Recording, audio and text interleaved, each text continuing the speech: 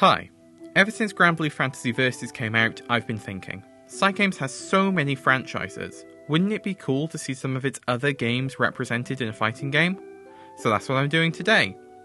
My name is Mystery Media, and I'm here to present to you a concept for a Cygames focused fighting game I call Cygames Clash.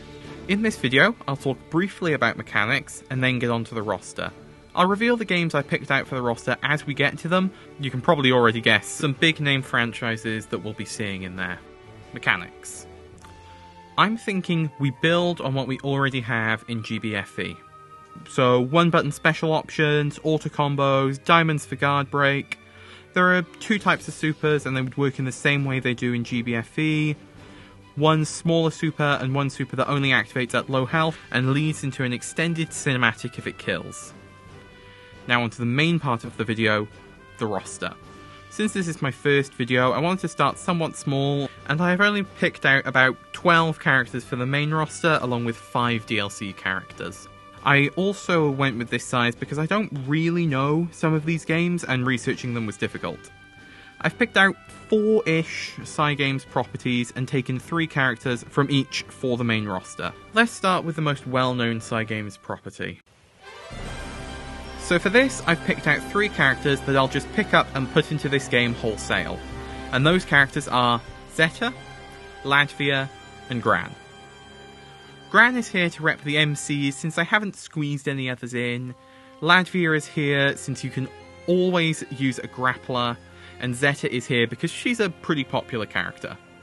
I feel these 3 represent GBF well and complement each other design-wise.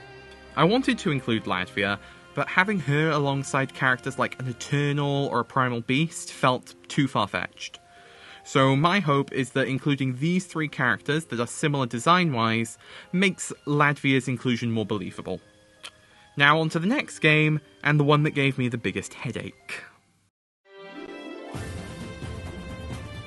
Rage of Bahamut, the origin of Cygames.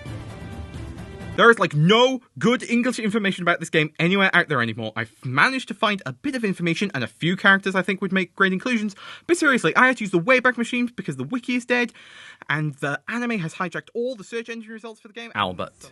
Mr. Levin himself. I fashion Albert as the face of this game. I mean, he's popular enough to have been in almost every Cygames property. Albert would be a good character in the neutral game, solid normals with his sword, and can get some good range with specials involving his lightning powers that'll allow him to control space and decides where he wants to be on the screen. Greya. Next up is Greya, our Mysteria rep. Greya uses a combination of her claws, wings, and fire magic as a very airborne fighter who can dish out some big damage. To balance this, she can have lower health and smaller combo strings. For her special, she can transform into this longer hair version we see in a lot of her art. And maybe even call in Anne to support with her golem. Now onto our final range of Bahamut character, Orcus. GBF players in the audience are probably very confused right now. Yes, this character is Orchid, but in other properties she's known as Orcus. In Rage of Bahamut, she started life as a doll, so wasn't renamed like in GBF. Orcus is here as our puppet character. Her medium and heavy buttons control her puppet Lloyd. Her light attacks are long-range attacks with her strings. Like any good puppet character, her main strength is having 2 characters on screen at the same time, allowing for some very interesting combos. Rage of Bahamut is certainly an interesting beast.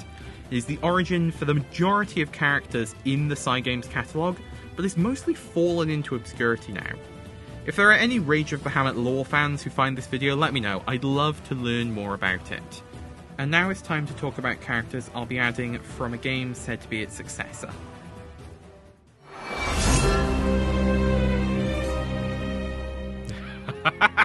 Shadowverse! Now this is my Cygames property. The one I know the most about, the one I love. I'm mainly picking characters from the in-game story mode for this, since as a card game, it doesn't give me a great deal to work with outside of that. I did make sure to include someone from just the cards, but we'll get to them when we get to them. I'll start out with the story characters. Erica is one of the 8 main characters of Shadowverse, who represent the crafts of the game. She represents swordcraft, which is themed around fighters you'd see in any fantasy army or royalty. Gameplay-wise, she is a true rushdown fighter.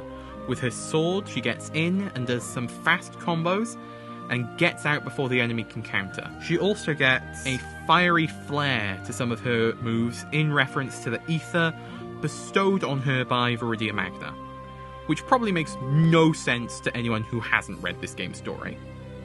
Urias. Every Choose the Roster type video on YouTube has that one pick that is purely due to personal preference. And this one is mine, goddammit. Urias Formond is a vampire who represents bloodcraft, or vampires, demons, and werewolves. He will play like Akuma in Street Fighter. He's got energy balls, he's got a teleport, he's got aggressive in-your-face gameplay. And to match the card game portion, I'm also adding a dash of health sacrificing in. The heavy version of his special moves will deal a little damage to him, and when he gets to half health, he will enter a more powerful state called Vengeance. This will power up his moves further to allow for some truly brutal combos. Now this last character is representing the cards, and what better group for the card game than the Omens? One of the most popular groups of characters who didn't come from the story. And while there are some very popular characters I could choose like Lyshenna or Galamu, I chose someone maybe a little bit more out of left field. Measurebane is the leader of the Omens and has a very interesting mechanic in the card game. He benefits from the deck not having any duplicate cards in it. I thought translating this into a fighting game character would be very interesting. So his moves would all link to each other really well, but the moment you repeat a move you've already used in the combo, it drops or becomes harder to link moves up. I think this would make for some really interesting combos to learn. Plus, his giant sword makes sure he has very good range. Alright, that's 3 games down, 1 more to go. But this one is kind of a stretch, because, well, it's a game that has been met with end of service and is now in legal limbo. A true shame, because this is another one of my favourite Cygames properties. I wasn't sure if I should even include characters from Dragalia, since I know there would be no chance of them making it into this. But I decided to keep a couple of characters anyway. Mim. My first inclusion is Mim. I decided on her over anyone else in the main cast, since she's incredibly popular, and she's a dragon. Not like the way Greya is a dragon, no. She's a dragon taking human form, so her fighting style reflects this. She mainly fights with her lance, but some of her specials allow her to partially transform into dragon form. For her super, she could get an install super, where for a limited time she takes her dragon form, High Brunhilde. Volk. Now for my second choice, I wanted to represent some of the villains in the game, and I think Volk represents them well. He is part of a group known as the Agito, that were a series of bosses in the game, and there's a good stock of moves to choose from for him, who would be a very trap-heavy character. His moves inflict a poison-like status called Plague. He has some good projectiles that would stay on screen a while, like rotating scythes, and a forward-charging move with his lance. For his supers, he would take on his beast form and include the spectral wolves from his boss fight. Oh, and the Blood Moon as well. Man, I hope it's not too obvious how much more I was able to think about some characters than others. That's all I can really justify for Dragalia Lost, if I'm being honest. I would love to include more, but it's in such a legal limbo that including lots of characters feels wrong. 2 characters kind of feels like a stretch, to be honest. But people who have been paying attention might notice that that only makes 11 playable characters. We still need 1 more for the base roster. Pekarin. This one's for you, Princess Connect fans. We've got Pekarin here, a sword fighter with a special mechanic where one of her specials will allow her to eat an onigiri, powering up her other moves. Another of her moves would obviously be a simple version of her Princess Strike, and her supers would reference the more powerful Princess Strikes from the anime, like when she fought the Golem. And there we have our base 12 character roster. Gran, Zeta, Latvia, Albert, Greya, Orcus, Erica, Urias, Measurebane, Mim, Volk, and Pekarin. But like I said earlier, I've still got DLC ideas. Monica. The first DLC character is Monica from Rage of Bahamut. Monica is another sword character, and from my research also has lightning attacks, but she would be more quick draw focused than Albert. Maybe give her something of a stance? Her super would transform her into Lovely Monica, her magical girl outfit for a big finishing move, Belphomet. Belphomet is our second DLC character, coming from Shadowverse. To briefly summarise his lore, he's a mad scientist who has built loads of robots and took over his entire world. Then he met Nerva, a being known as a Keeper, that gave him more power and set him loose on a different world.